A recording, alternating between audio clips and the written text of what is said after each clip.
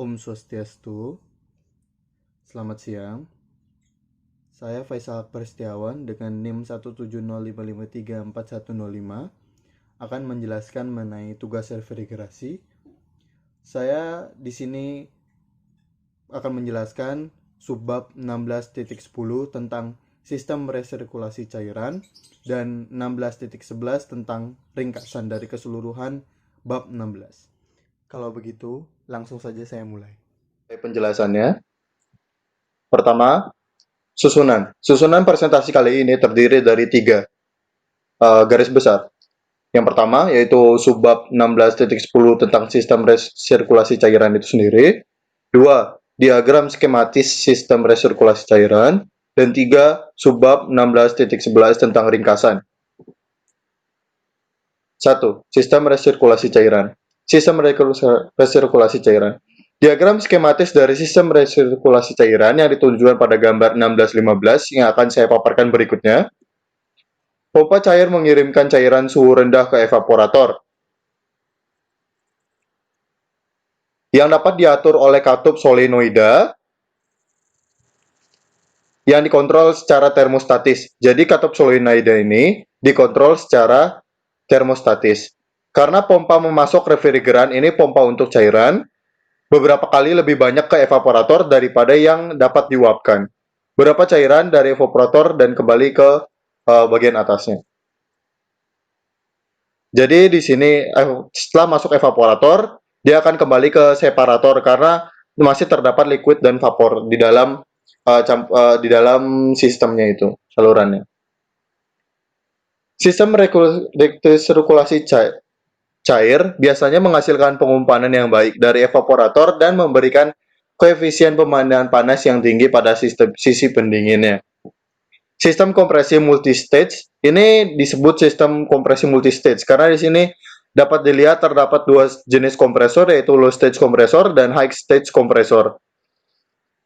Kalau pada buku dibilang bahwa ini memiliki sebuah keunggulan. Nah, keunggulannya itu nanti akan dipaparkan lebih lanjut pada bagian ringkasan karena kalau saya lihat itu dia langsung pemaparan keseluruhan sistemnya dan keunggulan serta kerugian sistem tersebut. 2. Diagram skematis sistem resirkulasi cairan. Nah, ini diagram skematis keseluruhannya. Kalau tadi misalkan cuma potongan setengah dari ini sistem yang ada evaporator, terus ini sistem multi-stage kompresor atau kompresor multi tekanan. Jadi di sini dari pompa terus ke evaporator lalu balik ke dalam separator. Nah, dari separator ini akan masuk ke sistem kompresi tekanan, kompresi multi tekanan. Jadi ini ada dua sistem. Nanti untuk hasilnya sendiri dia akan masuk ke kondenser dan kembali ujung-ujungnya akan kembali ke dalam separatornya ini. Nah, ini pembagiannya yang tadi ada dua.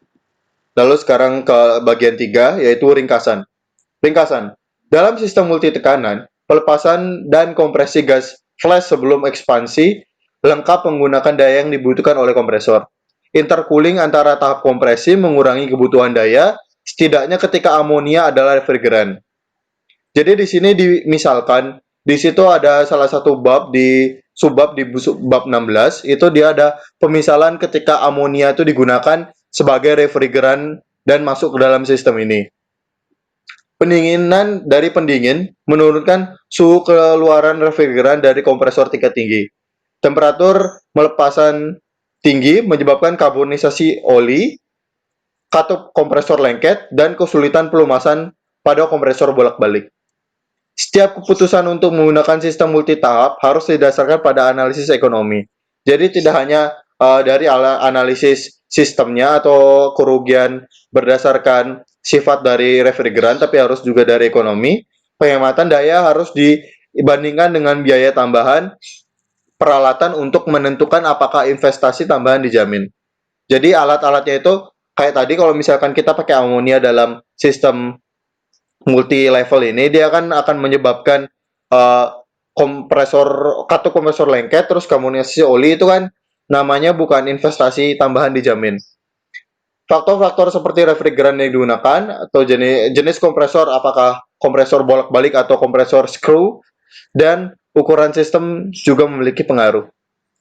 Penggunaan amonia sebagai contoh. Nah, ini tadi diambil lagi contohnya amonia. Suhu penguapan minimum praktis untuk kompresor bolak-balik sekitar minus 30 derajat Celcius.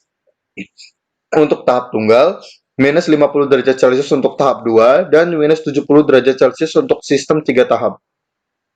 Kompresor skrup atau kompresor screw mampu beroperasi terhadap rasio tekanan yang lebih besar daripada kompresor dengan sistem resiprokasi.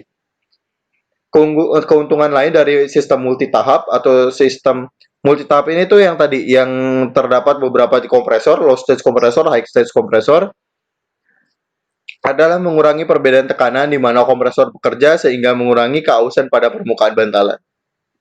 Nah, untuk itu